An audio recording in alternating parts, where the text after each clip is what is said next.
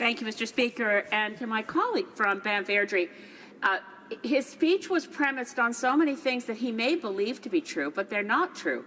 There was no plan to stop importing oil from Saudi Arabia, Venezuela, Kazakhstan, Nigeria, or Norway should Energy East have gone ahead, because Energy East was primarily an export pipeline. There is, in fact, no refinery in eastern Canada, in New Brunswick, that has the capacity to upgrade bitumen and refine it, which puts a bit of a problem to this idea that getting it to New Brunswick was somehow going to reduce the importation of 800,000 barrels of foreign oil a day. Now, I would agree with my friend that it would be far preferable to refine bitumen in Canada and use it domestically, and therefore not be importing foreign oil. But Energy East would not have accomplished that. Not at all. The way to accomplish that is to look to Alberta and build upgraders and refineries in Alberta to end the divisive pipeline battles that we see that do no Canadians any good at all,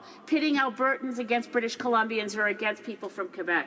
The other thing that I think is absolutely mistaken is the notion that TransCanada cancelled because of something that was done by the current Liberal government. I would congratulate the current Liberal government if it had lived up to its promise in the election campaigns to make decisions based on evidence and to look at the absolute disastrous mess created by Bill C-38 that put the National Energy Board for the first time in charge of environmental assessments of pipelines. It is not working. It hasn't worked since it started in 2012. We have pipeline reviews that have gone completely off the rails and taken the NEB out of its usual regulatory role. And as a former practicing lawyer, I used to appear before the National Energy Board. It was a reliable agency. You could appear before it and expect treatment, procedural fairness under its quasi-judicial status. Throw in environmental reviews and you have a gong show of an agency that has lost respect to the public. But again, back to my friend's point, to say this was Liberal interference in the review process, there's a very simple explanation. It's economics. There are so many pipelines now approved, 2 of them, that would affect TransCanada's delivery on the project. With Keystone being approved, Energy East did not make economic sense anymore for TransCanada. That's understood by resource economists. So I just asked my friend, if he thinks I'm wrong, could my friend name a refinery in New Brunswick that has the capacity to process bitumen? The honourable member for Banff Airdrie.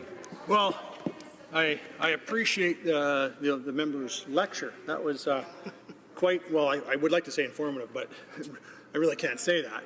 But I hope she satisfied her own need to provide a lecture to the House in that. But I will say, in some odd, convoluted way, I suppose she has a point in saying that the pipeline itself, Energy East we're talking about, would not have allowed us to serve energy needs. Of course not. But the refinery that was being proposed would have.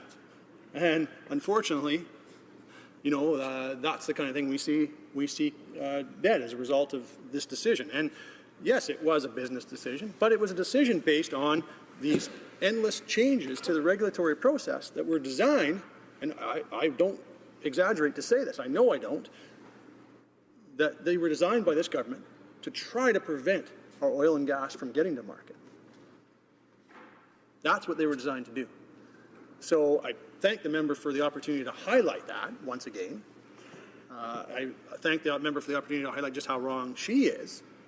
I thank the opportunity for her for the opportunity to remind this government just how wrong they are in trying to kill our energy industry, in trying to make sure that the thousands of Albertans and Canadians that are out of work remain so, to continue to inflict the harm on our local economies and our local communities as a result, how wrong that is, and how much damage that then does to the environment as a result of our far more environmentally friendly oil. And I would challenge the member who just asked the question, if she would stand up and indicate that she doesn't believe that our oil is more environmentally friendly than places like Saudi Arabia or others, because that's a question she should be answering. It's a question this government should be answering, because I cannot understand for the life of me why they would want to see that oil being produced rather than ours to be feeding the world's energy needs and helping the environment in the process.